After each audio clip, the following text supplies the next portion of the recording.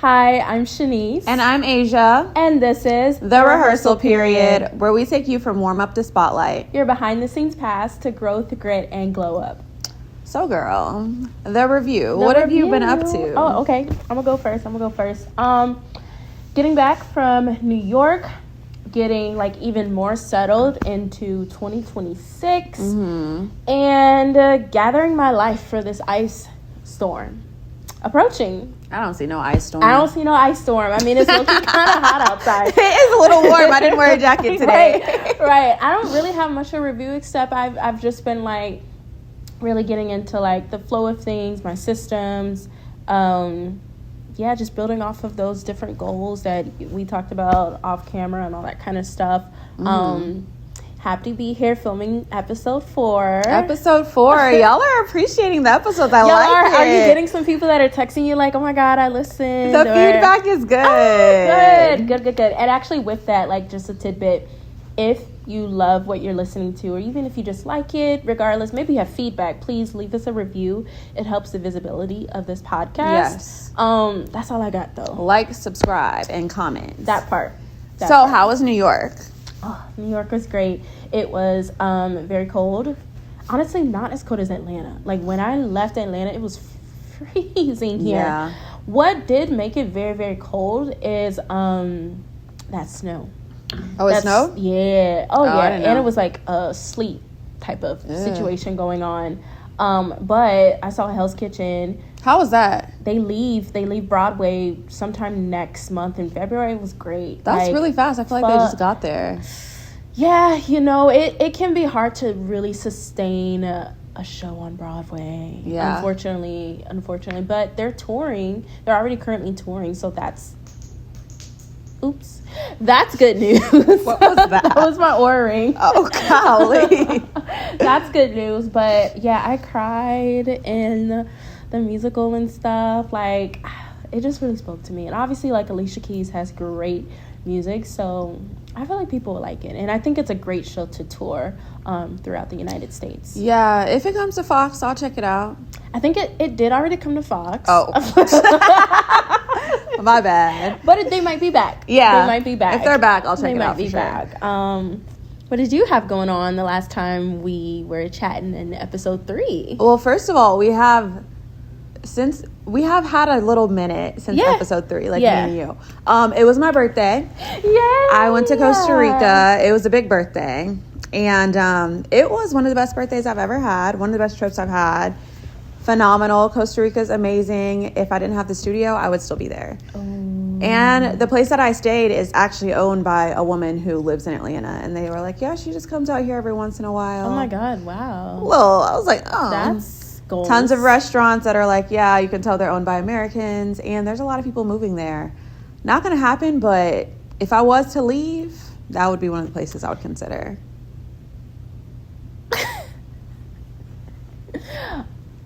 In my mind, when you said owned by Americans, like, did you ever talk to the locals? Like, do they feel tight or like some type of way that like all of these Americans are coming to Costa Rica and like owning property? I didn't really ask them. Okay. And I'm sure they do. Yeah. They probably do, not gonna lie. But I mean, that is the way of the world, unfortunately. It is. It was What was nice, the best thing you did in Costa Rica? Ziplining.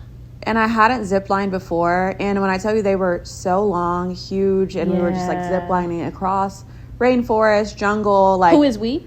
Oh. She's so messy. My man. Me and my man. Okay, I was just checking. It was amazing though. Like the views, I literally, like, as I'm doing it, I'm like, this is phenomenal. It's one of those things you're gonna remember forever. Now, did you go upside down? No, I mean, That's we were like option. hanging, but I wasn't like flipped upside down. Like Spider-Man, you know what I mean? Like your feet are wrapped around the cable and then you just go. I was like Sometimes that. people do that. I didn't throw my head back though. Oh, okay. No, because I also was like illegally carrying my phone, so I was kind of like, didn't want to draw. I know. I had to get the footage, so the clips are great. But yeah, I was kind of worried about that the whole time. But it was really, really good. Yeah. Such a good birthday. Aww. So did y'all like ever do ziplining together? Like go at the same time? Yeah, we did. Okay, cool. I didn't know what she was doing there with her fingers. We did. So we got to do one of them together. So it was really cool. Awesome. Yeah. Happy to have you back. The memories. I did miss you. I was like, I think at one point you were like, okay. Yeah, I was like, you've been gone for like literally 6 days. It was a long trip. We don't typically go that long without seeing each other. And I was like, okay. No, I'm not going to lie. When I was there, I was like, okay, what is this?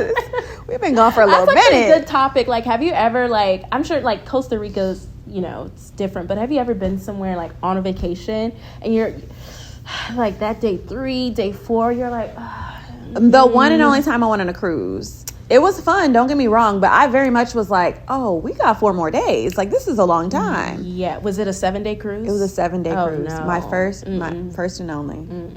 And I'm saying that like I didn't work on 7-day cruises, but it's different when you like are living that life and performing as opposed to you're a guest. Like, when I've been guest on a cruise, like, after 3 days, I need to go home. Yeah. I can't. So, I mean, it was great, but yeah, that was one of the trips where I was like, this is a really long trip. Yeah. That's dope. Good. Yeah.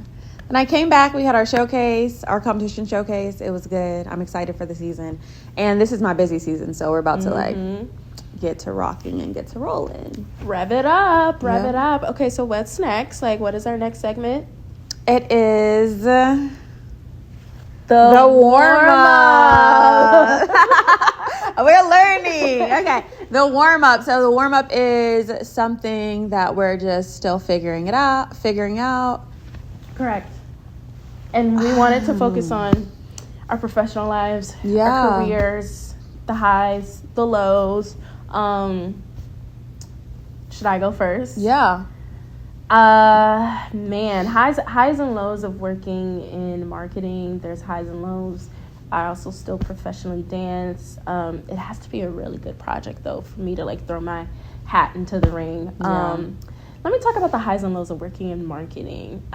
These days in 2026, this is no shade to anybody, but I think a lot of people think that they know what marketing is. A lot of people think marketing is advertising, and advertising only is marketing. Advertising is not marketing.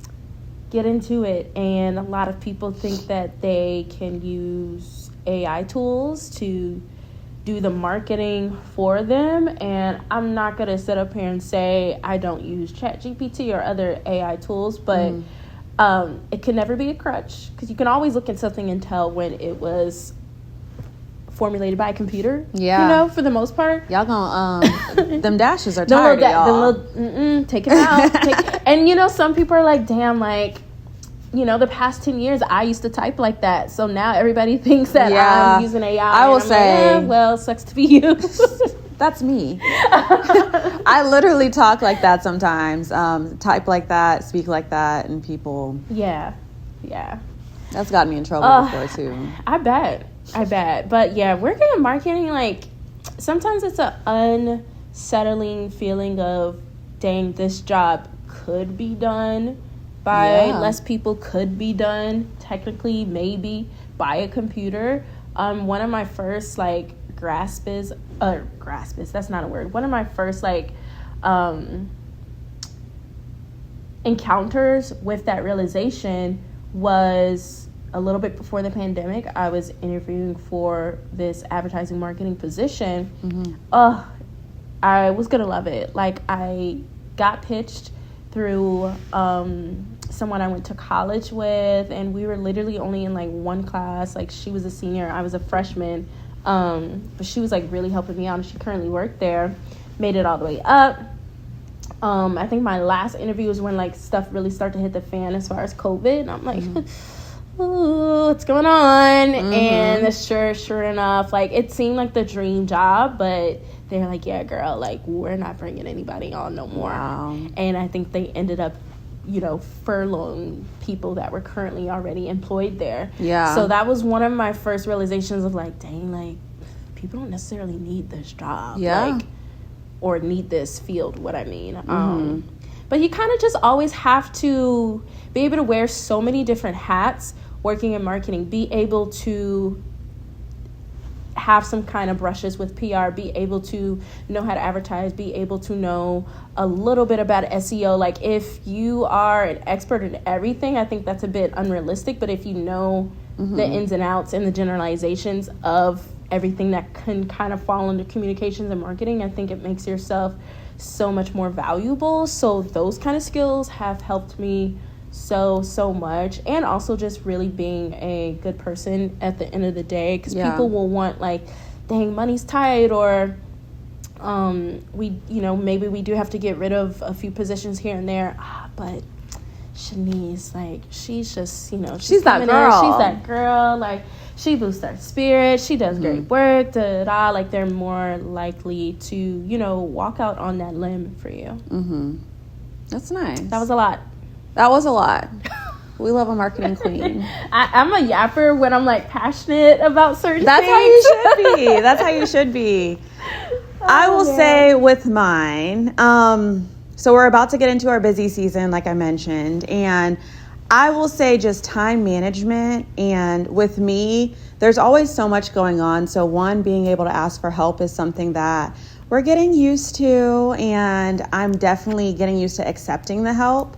As well as just making sure everything is planned in advance, because I am a stressor. So anything that I can do to kind of take the load off of myself, whether that be like planning outfits a month in advance, which I will do, planning like events. You plan outfits and I do a month in advance? And I do. I'm not trying to stress. If I know I have a long competition weekend, why do I want to be stressed about what I'm going to wear? If I know I have a recital in a month, why do I want to be stressed about what I want to wear? And that's part of it. I don't want to stress about any of that, because when you're going through those times, you already have your wheels spinning and you have 20 million things you're worried about. I don't want that to be one of them. So yes, that is one of the things I will plan, as well as like how the studio will be decorated, what I'm going to do to like boost the morale. And the thing is, when you already plan those big things in advance, I think it leaves more time for the little things, which is something that I've been cherishing lately, like the little things and trying to make moments special for people. So that was really nice.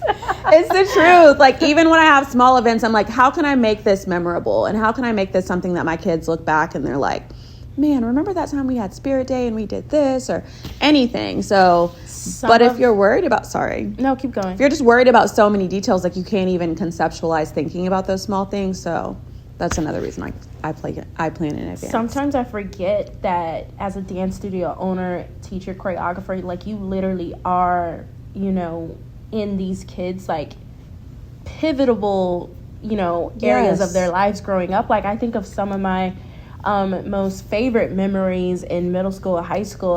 9 times out of 10 I'm at a dance studio. I'm, with the teacher or the girls I was growing up with on the dance team. And like you think about all the little things you did, like those, I still hold those memories dear to my heart. So I just forgot that. You about to cry?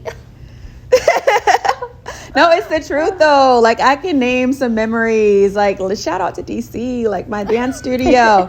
We would be having so much fun. The picnics, the sleepovers, all of the parties. Like, yeah, granted we did great. We worked hard, we won, but that's not what I think about. When I think back to my dance journey, I'm like, remember those bonds, remember this talk from this teacher, remember how I felt when we had like this event. So that's what I try to keep in mind, honestly. Sure. And yeah, like you were saying, aside from parents, I feel like I'm seeing these kids more than anybody probably in their life, probably more than their grandparents, their aunts, all the things, because they're at the studio 3-4 days a week, hours at a time. And then if you like add that on top of years and years and years, like, yeah, it's a big impact. So, wow.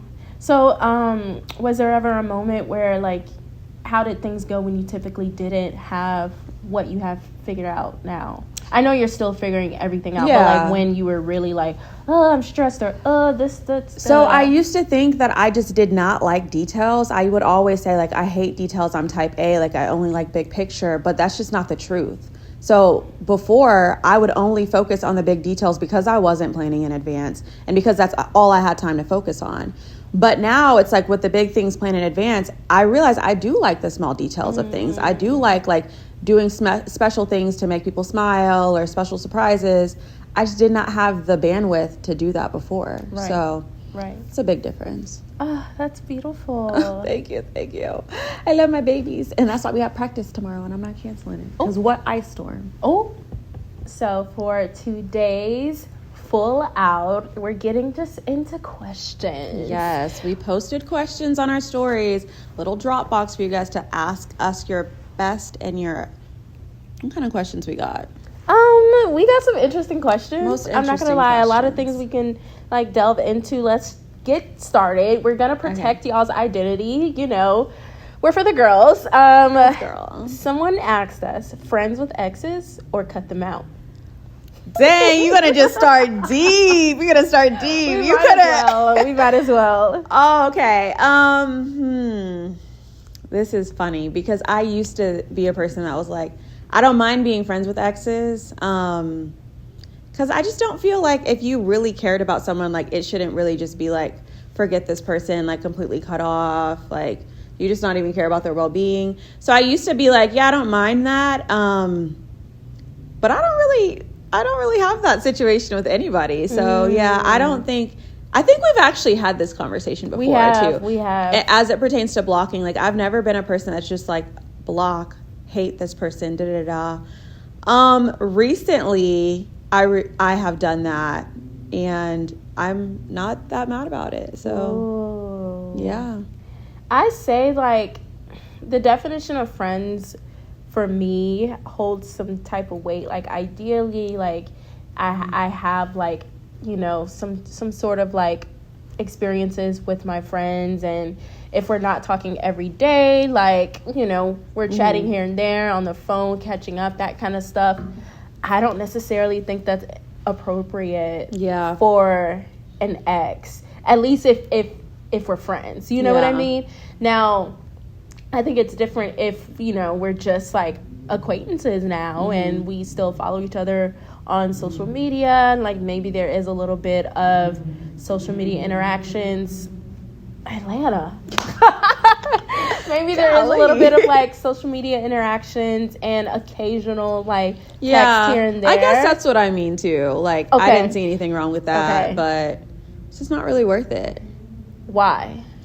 I just feel like if the person was meant to be in your life, they're meant to be in your life. And I personally have friends already. Yeah. You know, I have really good friends. I don't really need more. So that's just where I'm at recently. And I also just never want to jeopardize any situation that I currently have for somebody that I know I don't want. So I think we could potentially get into like codependency situations if we're friends with exes, and especially if you want to get into other things, whether that's your life or like your relationships, like it's always gonna come back up like, dang, like, okay, if you're a girl or the guy, are you still friends with y'all still cool, y'all still kicking it? And I don't think that makes you insecure if you do pose those questions like, dang, y'all still kicking it. I mean, I don't want that. Like I gotta put myself in this situation. Like, no, y'all are not friends. Yeah. That's so real. Okay. Thank you, listener. Next question. Oh, we need to unlock the phone. How about you read the next question? Pick a good one. I gotta go back. Oh, snap. Hold on. Dun, dun, dun, dun, dun, dun, dun. Dun, dun, dun, dun, dun. Da, da, da, da, da. Okay. This kind of pertains to what we were talking about earlier. Someone said, if you weren't in your current career path, what would you be doing? That's so funny. I was talking about this earlier today. Okay, so what do you think? So if I was not a dance studio owner, I was going to be an adoption counselor. So that is actually what I went to school for. My undergrad degree is in child and family studies, and that was my path, my plan B. And of course, I love my plan A, but that was what I was going to do. Wow.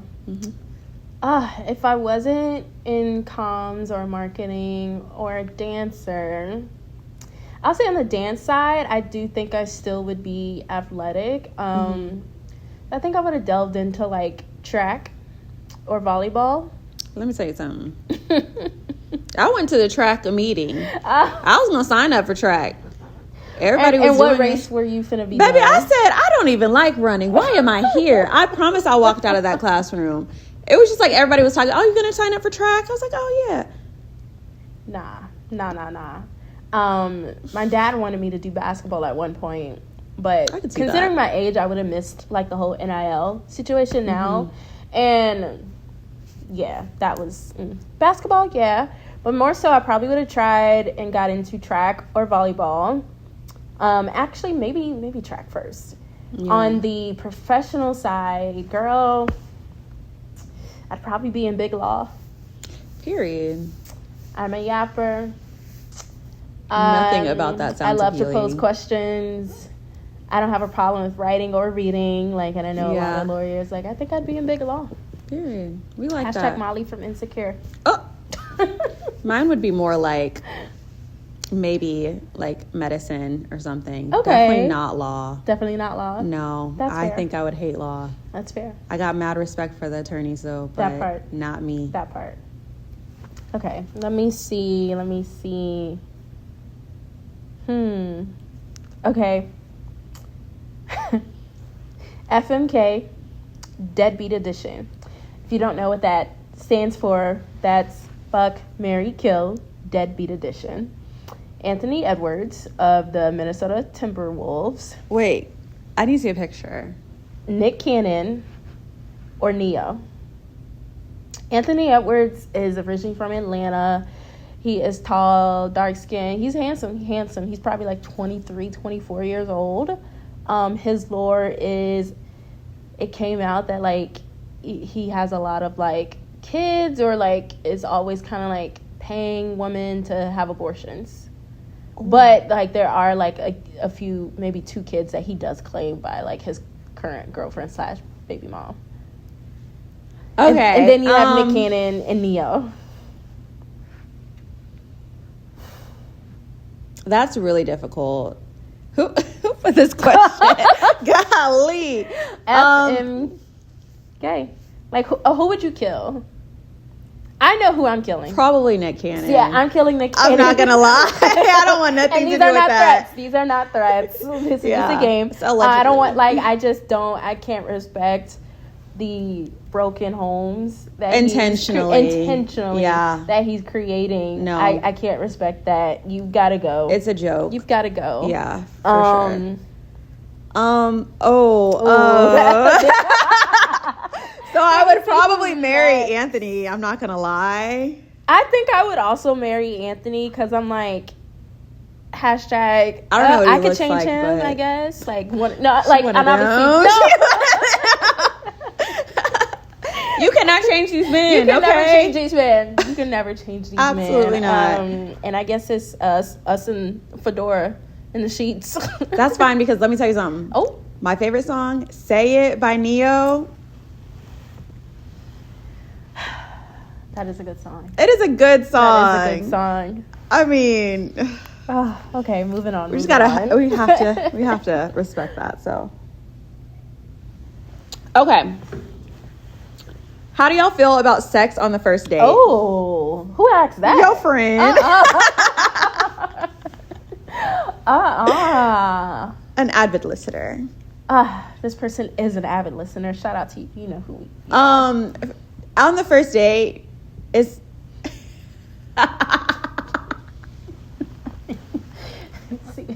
no. The answer is no. Oh, it's strict over here. Oh, she a goddamn lie. No, I just like it's not. I don't feel like that's necessary, and I don't feel like it's gonna lead anywhere. Like, no. Okay. What about those people that have done that and they're married or still together? Name like one. 10, 50, I mean, I can't personally exactly. name. If it's you, comment. So we can know. Let us know if you have done this and it has worked out. Yeah. What is the success rate of this? No. I would agree. Yeah. I would agree. I have the belief that after 3 weeks, men stop being nice to you. Ooh. If you have not, like, if they don't wait, like you, okay, keep talking. If they don't like you, like, you know, they don't like you and they haven't gotten that yet, like, after 3 weeks, like, you gonna see their true colors. Okay. You gonna see their true colors. What do you think? Like, think of people that you've dated and be like, he ain't like me. Like, he just wanted, you know. I feel like you see their true colors. Okay, I feel like it's so funny because my timeline for people getting on my nerves is 6 weeks. So I know after 6 weeks if this person is going to irritate me, get on my nerves. Like, this isn't even about sex, but just in general.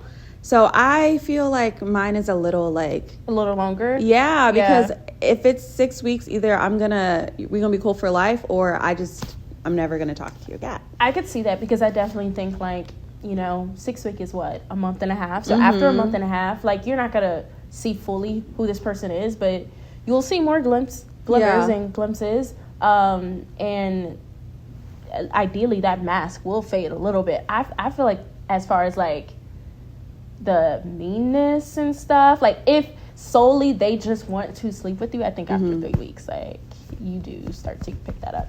Okay, nice. So it's a no for us with the first date. Yeah. It's a no. It's a no. Okay, next question. Okay, here we go. We are gonna say, what's the most embarrassing thing you did on a date? Do you have I don't have an embarrassing date story. She's that girl. Just being late. I probably tripped or something, but I do that all the time. Yeah. I don't have a moment that comes to mind. Do you have a moment that comes to mind for the person you're on a date with? That was embarrassing for them, or a major cringe moment maybe? Just catfishes. This one person I went on a date with, that I shouldn't have went on a date with them anyway because they're a police officer and I shouldn't date the ops. But just major catfish. All they talked about was cars, and I was like, this is not working. Or I went on a really, really boring date one time and the person did not have any food incorporated in the date. I was tight. So are you one of them girls that just goes on dates to eat? No, but I was hungry. Oh, whoa. Hello? It was dinner time. We went to, it was a live music show. They had no food there. No nachos, hot dogs. Nothing. Oh my God. And I was like, yeah, this is our last date, but it's cool. I will say police officers have bad PR for being violent and abusive. Oh. Yeah. You never heard that? No, because people know not to try that with me. Okay. Well, yes. It's in the data statistically. I can believe it though. They be beating up their spouses. Yeah. Statistically. Yeah. So, for me, embarrassing moment. Man, I can say I was on a date in college and we went to a hookah spot, some black Florida stuff, Bad. And the girl was belly dancing and stuff, a professional, and she was killing it. And I just got I love any kind of art form of entertainment and dance, so I just got engulfed, and I'm kind of vibing this as she belly dances and stuff. Bitch, I knocked the entire hookah over. She was trying to be a belly dancer. In my we were seated down on pillows. It was very vibey, and I'm just boom, knocked the entire hookah she over. Almost set the place on fire. And this boy, we're in college. He didn't have money like that, and man, he had to buy another one. $35 down the drain. Excuse me. I don't do hookah religiously at all. I can't tell you the last time I did hookah. Yeah. So I don't know how much it was back then. I don't even know what it costs now. Yeah. But man, that was embarrassing. That's sad. That was our first date. That was very embarrassing. So did y'all have a second date is the question? Yeah, because I feel like I'm a personable person. You made up for it. I feel like I'm a fun time. Oh, calm down. Oh. Sorry. A fun time. Okay. How do you make time to have a work-life balance? We can write an essay on this. I feel like the two of us are very, very good at work-life balance. Delve deeper. So for me, I do certain things to make sure there's a definite barrier. So for instance, none of my clients have my phone number. I have a different app that my numbers are there. Our primary forms of communication at the studio is Slack. So there's a lot of times where my people will message me there. I know not to message them personally unless it's an emergency. And there's times where I'm like, okay, I'm not working right now, so like send it in Slack, and I'll do it when I'm working, because if I'm out like, running, joking, but if I'm out like having fun, it's like, I don't need to be worrying about that right now. I also had to realize very early on, while what I do is important, I love my people, I love my families, it's very important, it is not brain surgery. I am not saving anyone's life. There is nothing that is so dire that needs to be handled right at that moment. Yeah. And when I realized that, I'm like, baby, you are not Derek Shepherd. Like, calm down. It's never that serious. So that's when I had to kind of like give myself off time. And I'm pretty good about enjoying my off time. Like on Fridays and Sundays are typically my off days. Okay. I'll try not to go to the studio. I'll try to just make sure everything is taken care of at home. Try to make sure that like I'm rested, ready to go for the week ahead. And then spending time with my loved ones. Like I love hanging out with friends, hanging out with my man, like just doing things that are fun. I'm joking. doing things that are fun. And on top of that, I love a good vacation. So that's like the ultimate reset, the ultimate getaway. I'm always going to make sure that's happening. So I echo everything you just said. Another thing is like sometimes you have to treat people. No, you have to show people how to treat you in terms of work. Oh, those boundaries. Those boundaries are so important. If I get an email at like 8, 9 p.m., you think I'm answering it? No.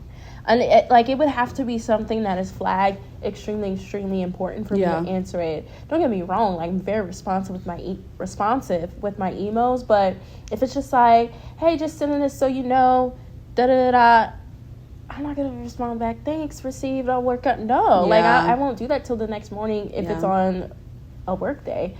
Another thing is like schedules. It sounds silly, but sometimes maybe you do just like if you find yourself like, dang, tunnel vision, work. Wait, did I work.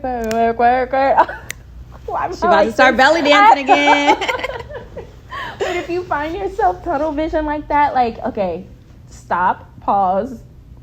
Let me put it on my calendar. 30 minutes, I'm going to do nothing after 6 p.m. Or this weekend, boom, hey, you free? Okay, let's just go for a walk or something. It can be as minute as that, or it could be something grand like a trip to Costa Rica and getting to stay at a suite in exchange for content on social media, or zip lining with your new boyfriend. Like, it can be something as extreme as that.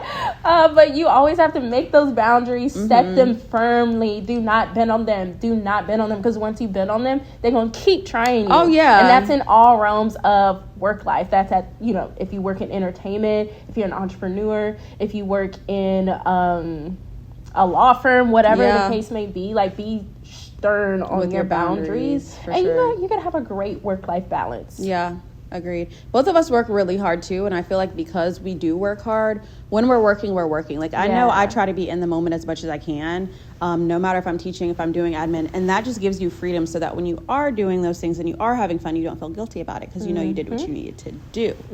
So exactly. Those are some good questions, y'all. Next week's episode will be a listener letter, so please email us. We read it anonymously. Our email is therehearsalperiod@gmail.com. Yes. How'd you feel about this episode? I felt great. I thought it was cute. The questions were really great. I hadn't read all the questions. Like, we put the thing up, but I hadn't. I did, but she didn't. Yeah. So they were really cute. So definitely keep it coming. If you guys have a question, need advice, want to tell us something, let us know. Therehersalperiod.com. And in the meantime, make sure you are liked, you are subscribed, and you turn your post notifications on so that you can be notified every time we post. Please turn them on. Listen to us, watch us, leave a review. It was a great episode. Episode 4. Episode 4. Yes. All right, you guys can find us everywhere at The Rehearsal Period. You can find me online, Asia Carp. You can find me online at Shanice J. My business is at The Work Lab. Her business is Divine Dance ATL. Period. We'll see y'all episode 5 on next Wednesday. All right. Have a great day. Bye. Peace.